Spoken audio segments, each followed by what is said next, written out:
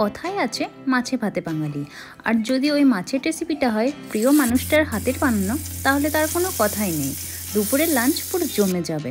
তো চলো আজ তোমাদের সাথে শেয়ার করি আমার প্রিয় মানুষের হাতের বানানো অনবদ্য টেস্টের এই মাছের রেসিপিটা।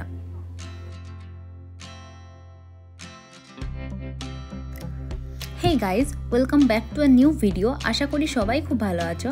আজ সকাল সকাল বর বাজার থেকে নিয়ে এলো বেশ কয়েকটা ভোলা ভেটকি, আর এসেই বললো এগুলো আমি রান্না করব।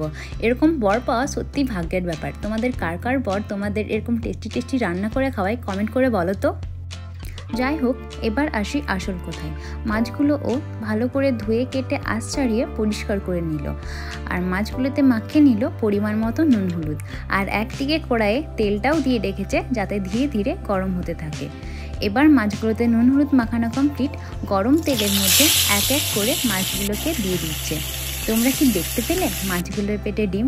তার মানে মাছগুলো খেতে আরও বেশি ডেলিশিয়াস হবে। তো এক পিঠ মাছ ভাজা কমপ্লিট।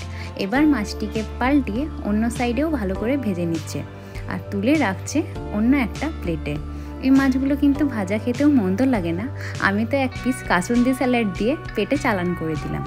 তো যাই হোক, আরও কিছু পিস ভাজা বাকি ছিল, সেগুলো ও এখন এপিট ওপিট করে ভেজে নিচ্ছে আর তুলে রাখছে একটা প্লেটের মধ্যে। এবার মাছ ভাজা কমপ্লিট। এবার আসছি রান্নার প্রসেসে। কড়াইয়ের ওই তেলের মধ্যেই দিয়ে দিল কয়েকটা চেরা এলাচ, লং আর দারচিনি, আর তার সাথে দিয়ে দিল কুচনো পেঁয়াজ। পেঁয়াজগুলো যখন গোল্ডেন ব্রাউন কালারের হয়ে আসছে তখন তাতে অ্যাড করলো পরিমাণ মতো টমেটো কুচি। তারপর এক এক করে অ্যাড করলো নুন, হলুদ ও মশলা। মশলাটা আমাদের যেহেতু হোমমেড, সেই জন্যে ওতে জিরে, ধনে আর শুকনো লঙ্কা মিক্স করা আছে। তোমরা চাইলে এটা বাটা মশলাও ইউজ করতে পারো, আদারওয়াইজ তোমরা এগুলো সেপারেট প্যাকেটও ইউজ করতে পারো।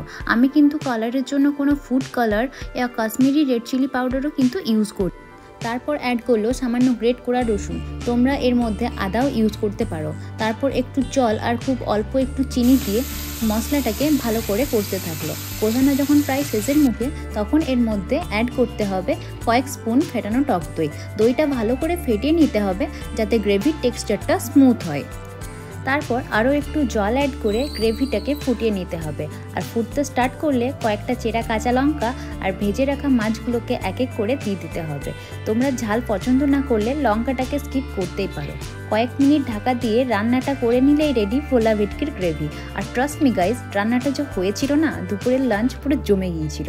তো কেমন লাগলো তোমাদের মাছের এই ইজি রেসিপিটা অবশ্যই কমেন্ট করে জানিও, আর চ্যানেলটিকে সাবস্ক্রাইব করে দিও।